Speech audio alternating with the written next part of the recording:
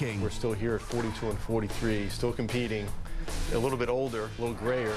Plus, Venus Williams, the Grand Slam great quiets the critics and adds another trophy to the cabinet.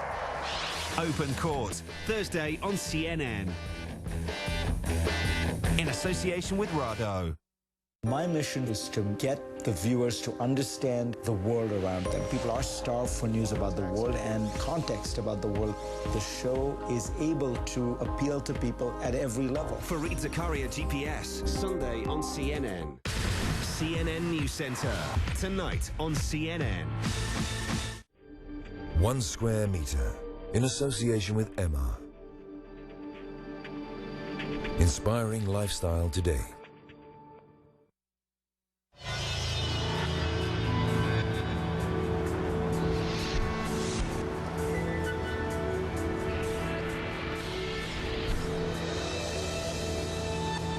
An ancient beachside destination in Lebanon is now making its mark on the international property scene. In this week's 1 square meter, John Defterius takes us to Byblos to see an upscale development, the brainchild of 3 brothers who are determined to capture the feel of modern Mediterranean living.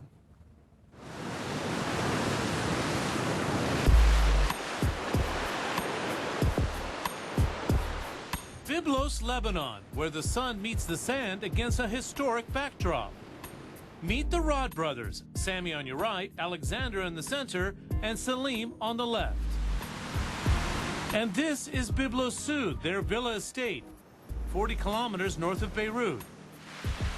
It has views of both the Mediterranean and the ancient city dating back to Phoenician times. When we found this property and sandy beach, freehold, we thought it's a unique opportunity. Even more so with some hindsight. Byblos is now designated as a UNESCO heritage site, which limits development. The Raad brothers purchased this beachfront property back in 1996 for a handsome sum of $20 million. They finally started construction a decade later, but war broke out, so they had to hit the pause button. But in that time frame of 6 months, they sold a third of all the villas. The units were offered at $3,500 per square meter 6 years ago. They have more than doubled, now valued at $7,500 a square meter. This 850 square meter triplex is the most expensive and commanded $6.5 million from a Jordanian millionaire. But Chief Executive Sami Raad says the majority of the buyers are Lebanese, who, unlike those in the Gulf states, have not been scared off by conflict. You know, we had wars in the Ottoman time. We had wars, the first war, the second war, then the Lebanese civil war. And, you know, we restart again and again and again. Byblos Sud was never advertised, giving a sense of exclusivity. We put some touches like that all over the place, all over the project, just to remember a little bit the history of this beautiful city.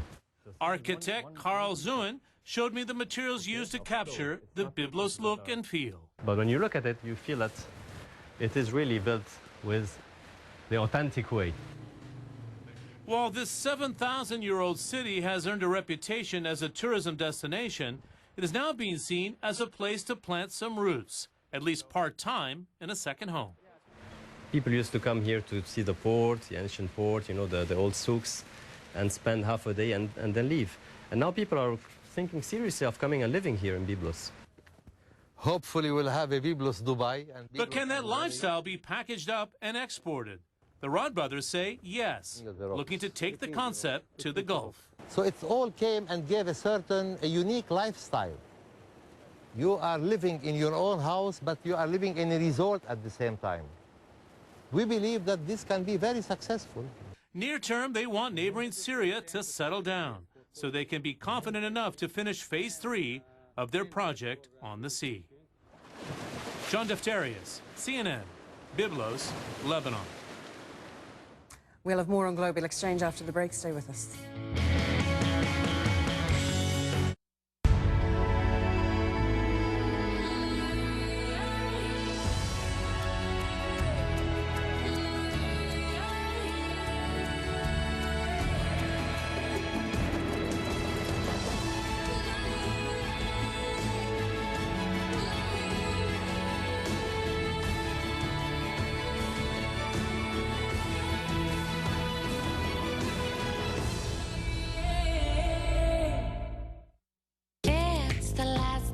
Sofitel Luxury Hotels sponsors Fashion Season Paris.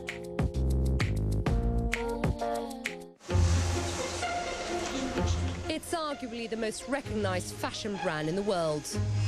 Here at Louis Vuitton, every detail is stitched, hammered and painted by hand by master craftsmen. We already are behind the possibility of production because we want to keep the best level of quality and to train our team. Maybe it takes 18 months to 2 years before they can really start producing.